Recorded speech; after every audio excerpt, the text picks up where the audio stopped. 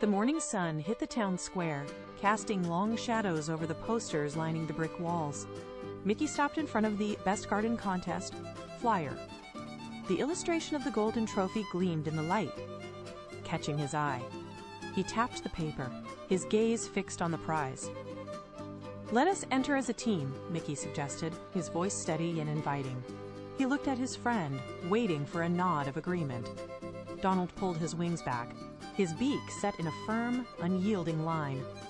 He glanced at the flyer, then back at the empty plots waiting beyond the square. "I will win this on my own," Donald declared. He turned his back abruptly, his stride purposeful and stiff, as he marched toward his own patch of earth. Mickey watched him go, the silence between them stretching thin. He did not call out again. Instead, he reached down, picked up his shovel, and headed to his own plot. Mickey knelt in his plot, pressing seeds into the soil with steady, rhythmic motions. He spent hours clearing rocks and setting up irrigation lines, his hands stained with dark, rich earth. He placed bird baths at the corners, watching as sparrows landed to drink. Every movement was calculated, a slow dance with the land. Across the fence, Donald worked in a frenzy. He dumped handfuls of seeds into the ground without checking the labels, his movements jagged and impatient. He paced the perimeter, shouting at the dirt to sprout, his face flushed with frustration. He dug holes too deep, then too shallow, throwing shovelfuls of soil over his shoulder without looking.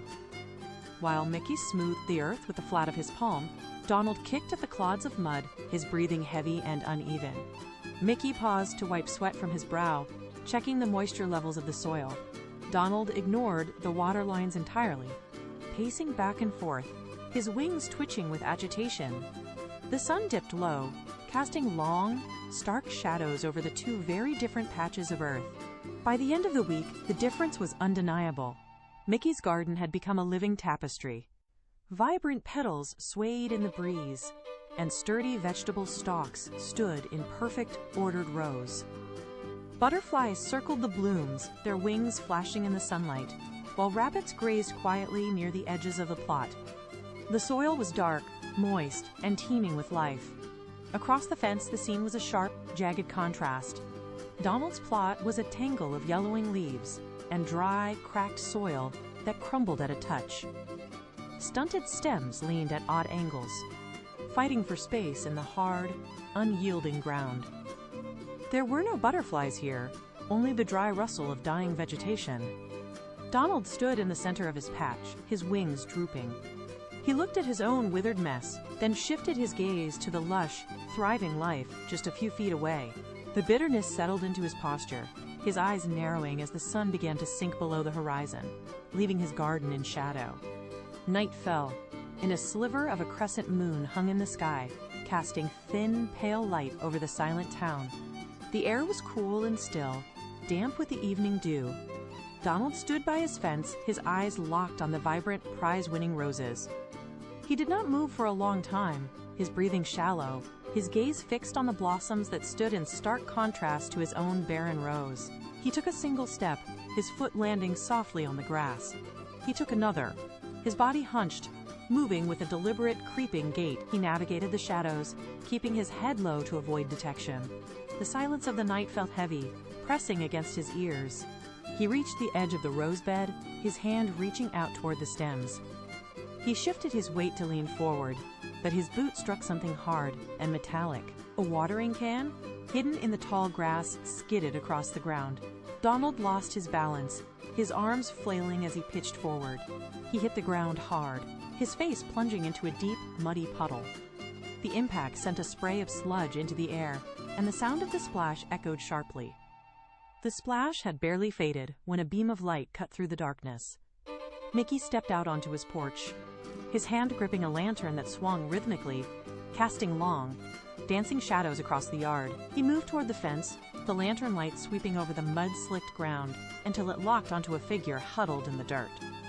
Donald sat motionless, his head hanging low, his body coated in thick, dark sludge. He did not look up as the light hit him.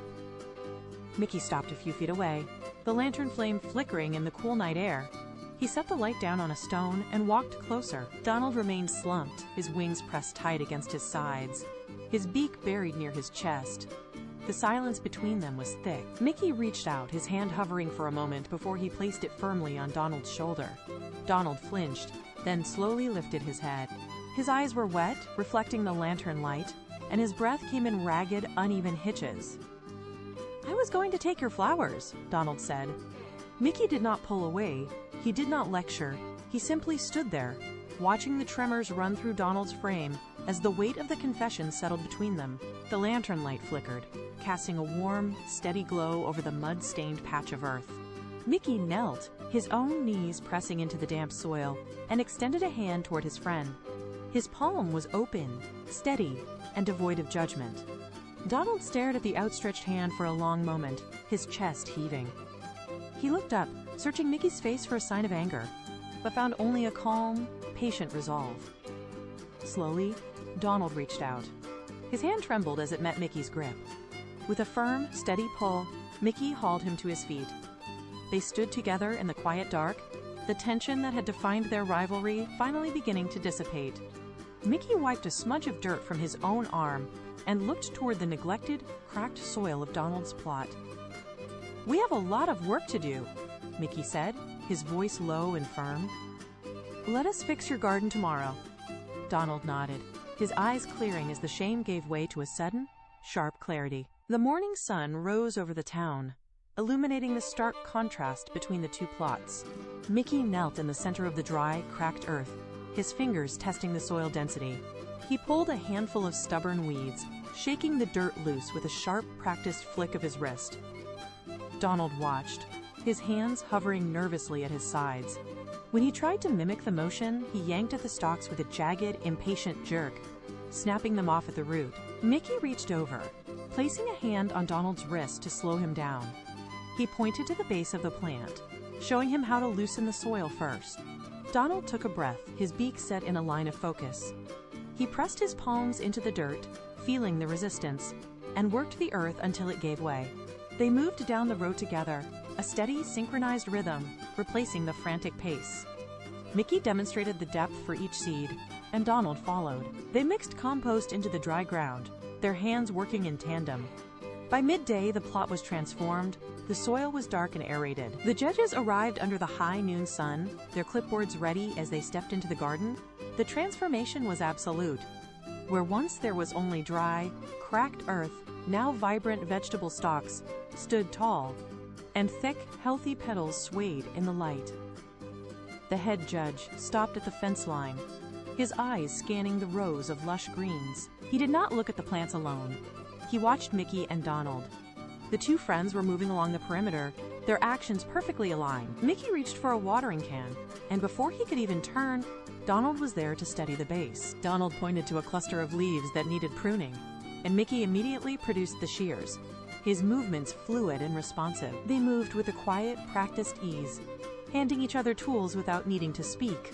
The judges stepped closer, their pens hovering. The head judge leaned forward, his gaze shifting from the thriving rows to the way the two friends stood side by side, sharing the work. The head judge stepped into the center of the path, the golden trophy catching the late afternoon light.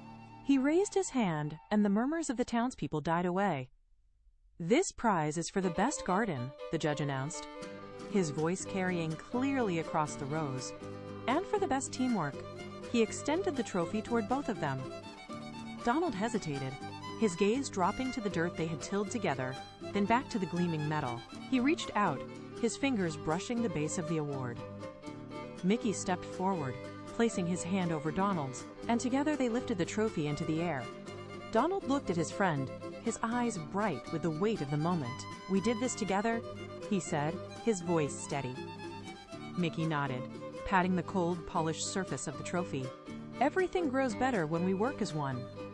The townspeople broke into applause, the sound rolling over the garden beds. As the sun began to dip below the horizon, it cast a long, warm glow over the thriving plants. Mickey and Donald stood side by side, watching the shadows stretch across the soil they had reclaimed. They turned away from the rows, walking toward the porch as the last sliver of the sun vanished, leaving the two flourishing plots bathed in peace.